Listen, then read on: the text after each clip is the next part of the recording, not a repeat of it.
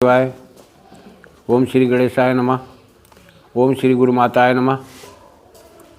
प्यारे बंधुओं, आज मैं आप लोगों को एक ऐसा वशीकरण मंत्र दे रहा हूँ।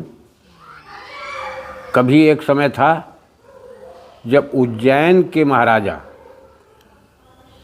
से राज्य की जनता विमुख होने लगी, तो व्याकुल हो करके उन्होंने मच्छंदर नाथ जी महाराज से परामर्श मांगा।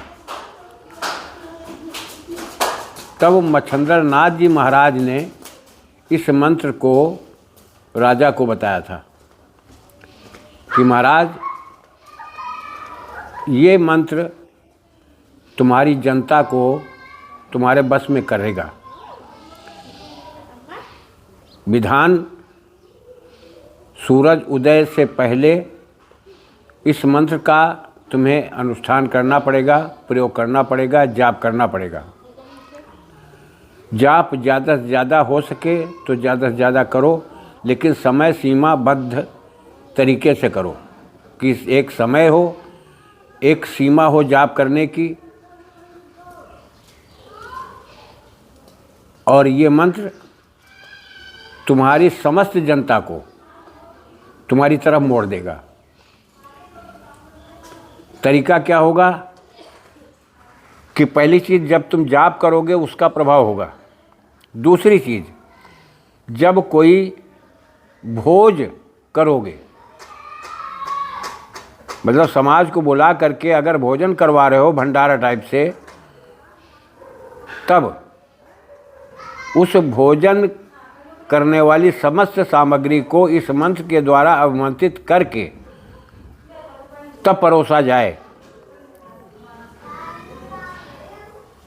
बस इतना ही तुम्हारे लिए पर्याप्त होगा। अब पहले के तो साधन संसाधन, ना कोई राजा है ना कोई राज्य है। अब पहले वाली विधा तो चली गई, लेकिन अब आप लोग इस मंत्र को इस तरह से प्रयोग कर सकते हो। इसका जाप करो। जाप करने के बाद एक निश्चित कर लो कि जैसे आपके घर कोई मेहमान आता है, चाय बना करके आप लोग देते हो, चाय छानने के बाद में आमंत्रित कर दो और सबको दे दो। दूसरी चीज़, मंत्र का जाप करते रहोगे तो मंत्र का भी प्रभाव पड़ेगा। खाने पीने वाली वस्तु को आमंत्रित करके दे दोगे, उसका भी प्रभाव पड़ेगा। लेकिन इस चीज़ से, इस मंत्र के द्वारा आप गलत फ़ायदा नहीं ले सकते हो कि किसी की बहन बेटी आ रही है घर को तुम्हारे, तुम उसको खिला पिला दो, तो ये काम नहीं करेगा। रिश्ते की पवित्रता को बनाए रखो, अपनी मर्यादा को बना कर रखो, अपनी गरिमा को समझो, अपनी ज़मीर को इतना सुसुप्त मत होने दो कि कल तुम्हारे ऊपर कोई उंगली उठा सके। ये चीज़ें सब तुम्हारे कल्याण के लिए होती हैं, सबको एकजुट करने के लिए होती है, समाज को एकत्र करने के लिए होती हैं, समाज पर अपना प्रभाव जमाने के लिए होती हैं। लेकिन आप दुरुस्त हो अपनी जगह पर। इन चीज़ों का विशेष ध्यान रखना। कोई दिक्कत नहीं होगी।